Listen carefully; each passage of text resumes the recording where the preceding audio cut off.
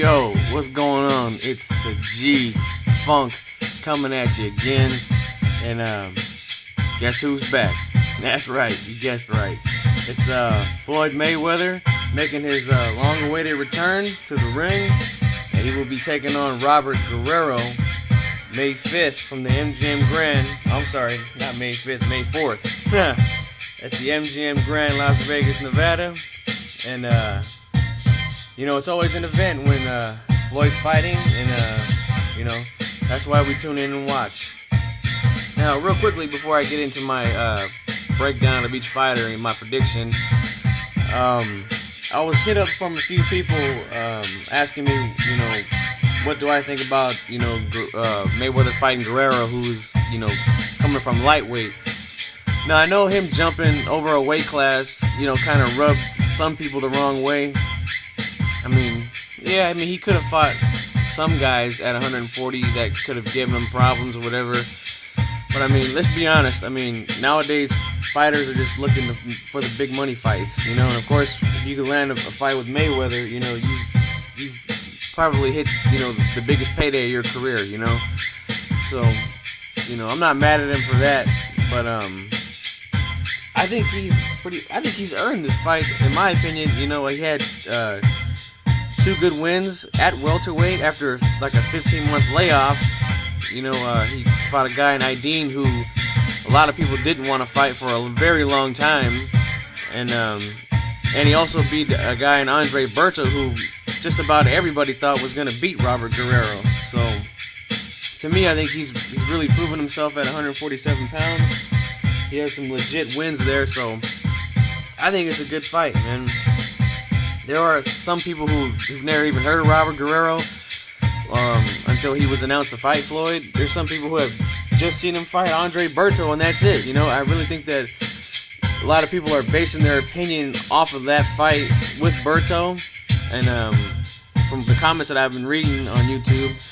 But I've seen Robert Guerrero fight for a long time now. I followed his career as much as I can. He's from Northern California, just like me, so, I follow those type of guys, him, Andre Ward, those are guys that I like to follow because they're from, this region of California. So, I've watched him fight for a while, and he's a very solid fighter, man. So, I'm going to get down to break him down in a minute for you guys, give my take on the fight.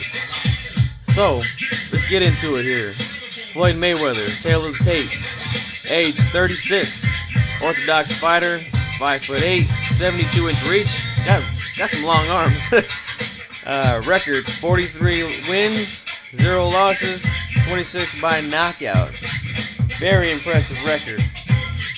Now, Robert Guerrero, age 29, southpaw, 5'8", 70-inch reach, record, 31 wins, 1 loss, 18 wins by KO, and 1 draw. So, very good record as well. Now, let's talk about Floyd Money Mayweather first. Just want to get him out the way real quick because, there's really not much to break down as far as, knowing what he does in the ring. We all watch him fight. We all know what he can do and what he's capable of doing, Strengths are obviously, the guy is a defensive wizard. Very hard to hit at times. He's still very fast, in my opinion, with the hand speed. Has an extremely efficient and accurate right hand, straight right hand that he likes to throw. Nice, good left hook too. He always comes in tip-top shape, can adapt to just about any style in the ring. He pretty much has it all as a boxer. Very complete, high ring IQ, whatever you want to call it, ring generalship, he's got it. Now, the things that I've been hearing as far as weaknesses go is obviously the age. He's 36 years old now, and he's, basically fighting once a year, which is something that I've never been a big fan of for any fighter, not just Floyd Mayweather in particular. Will ring rust be a problem for him? We won't know until he gets in the ring. I hear that been killing it in training, which is nothing new for him. You know, he always comes in tip-top shape. He's a gym rat, you know. But at the same time, you know, sparring and getting rounds in the gym is a lot different from being in an actual fight in the ring. So, I mean, that's something that could come back to hurt him. You know, I don't know. We won't find out until the fight happens. But other things that I've been hearing is that he's lost some speed. The reflexes he's losing, the legs are gone as he's getting older. You know, that tends to happen as you get older in age. Do I personally think that he's slowing down as much as some people think? No, I don't. I thought that, you know, him getting hit you know, and getting busted up like he did against Miguel Cotto, I think I'd rather just give Miguel Cotto credit for that, for coming in with a good game plan and using some things that can get to Floyd, like a very good jab, timing, things like that, boxing ability. Those are some things that can give Floyd problems. But you know, some people even think that he's just overlooking Robert Guerrero. You know, I don't think he is. I think if he overlooked opponents and thought every opponent was easy work, like he says, I think he would have already lost by now. Trust me, the guy, I don't think he takes anybody light. I think he takes everybody serious, because he realizes that, you know, any fighter that's in front of him has two hands and can get hit and can get hurt just as well as he can, you know. He's a man. He's not a god like some of you guys think, you know. But anyway, getting back to what people have been saying about the legs gone, I think that if the legs were gone, that he would have lost that fight to Miguel Cotto, because to me, mid-rounds, Cotto made that fight tight. He started to come on strong, and then Floyd, you know, got on the toes and started to box, and just put into another gear, in my opinion, that Cotto couldn't reach. We all know Cotto has stamina problems as well, so I really think that if the legs were gone, he wouldn't have been able to do that. So that's basically my take on the guy. Now, Robert Guerrero is a guy who has a lot of good things, good qualities in the ring. He can do a lot of things good. That seems to be the term to describe him on YouTube, and I definitely agree. He's not great at anything, but he's good at a lot of things. And those are some of the tools that he does have in the ring can give Floyd trouble. Some of the advantages that he has is that he's a southpaw, for one. Southpaws give everybody trouble. It's just a new look, you know, for most fighters. He's younger than Floyd. He's shown a great chin, to be very durable, have good stamina. He throws a lot of punches at you. He has a very good jab. He not only does he throw it up top, but he throws it to the body at times. And he has a very sneaky uppercut that I like that he throws. I really like when he throws that punch. Now, with all those things that he does do well, he does have flaws, you know. Like, you know, at times he, you know, let's just get it out there in the open. He gets hit way too easy, sometimes too often too, in fights. So that's something that he definitely needs to work on, is, you know, to get some better head movement and, you know, try to avoid punches as much as he can.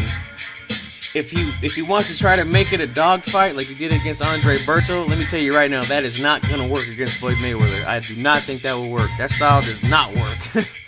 Okay? Floyd will figure that out, no problem. But with that being said, the way he fought Andre Berto, to me, that's the first time I had ever seen him really fight like that, use dirty boxing and stuff like that, you know? So he's added wrinkles to his game, which is a good thing. What I think he needs to do to give Floyd trouble is really, really mix it up. He can brawl, and he can be dirty on the inside like we saw. He can throw a lot of punches, and he can fight off of his back foot. Use the jab effectively. That's one thing that he needs to do, is just jab, jab, jab. I cannot stress that enough. That is the one punch that is very effective against Floyd's Philly shell defense. The jab always gets through. Go back and watch the fights that he's fought against fighters that have good jabs, and they've used it when they fought him. It does land effectively. Number 2 is another important key is timing. If you can time Floyd and get him to exchange with you, you can hit him. And not just him, but anybody, you know? I don't care how good of a defensive fighter you are, you cannot throw a punch and defend yourself at the same time. It's almost impossible, man. And those are the only times that I've ever seen Floyd hurt. Go back and watch when he fought Corley. He caught him in the middle of a punch. Zab Judah, when Zab Judah stunned him, did the same thing. When Shane Mosley hurt him, it was in the middle of a punch. Floyd was trying to throw one of those nice left hooks that he likes to throw. Mosley came right over the top of that left hook and hit him with a looping right hand and hurt him pretty bad. You know, he almost knocked him out. I mean, you can see the legs were clearly shaking. He was very hurt, but he recovered, you know, and he went on to win that fight. But timing is key with Floyd, I believe. That's something that Robert Guerrero can do, and he needs to be very, very sharp and try to time this guy. Try to get him to exchange with you. And also pick your spots with this guy, man. If you can mix it up, mix your attacks, like your brawling, your boxing, use that jab, you know. Don't try to stick to one thing all night long, because Floyd will figure it out, you know. He's going to figure out what you're going to do. So you have to be very unpredictable in there, I think. And those are things that Guerrero can do. But saying it and doing it are two different things, you know. We all know that. So with all that being said, I'm going to make my prediction now. And before I give my prediction on who I think is going to win, I just want to say that, like I said, Robert Guerrero is a guy who's from the area that I'm from. So, you know, it would be nice to see him do well and possibly win this fight if he can, you know. That would be very nice to see that. But I just think that at the end of the day, I just think Floyd Mayweather brings too much to the table for Robert Guerrero. I do see Floyd landing a lot of clean shots on him, because like I said, he does get hit a lot. And I just see Floyd taking over the fight, you know, mid to late rounds, and I see him winning a unanimous decision. Now, if he, like I said, if he tries to do the same tactics that he did against Andre Berto, I think Floyd can actually knock Robert Guerrero out, or get the corner to possibly stop it from cuts, or, you know, maybe the eye, maybe he can't see out of his eye or something, you know. I really think that that's the wrong game plan to have. You know, if you want to do that, do it every now and then, like I said earlier. But I just think at the end of the day, Floyd brings too much to the table for Robert, and Floyd gets the win by unanimous decision.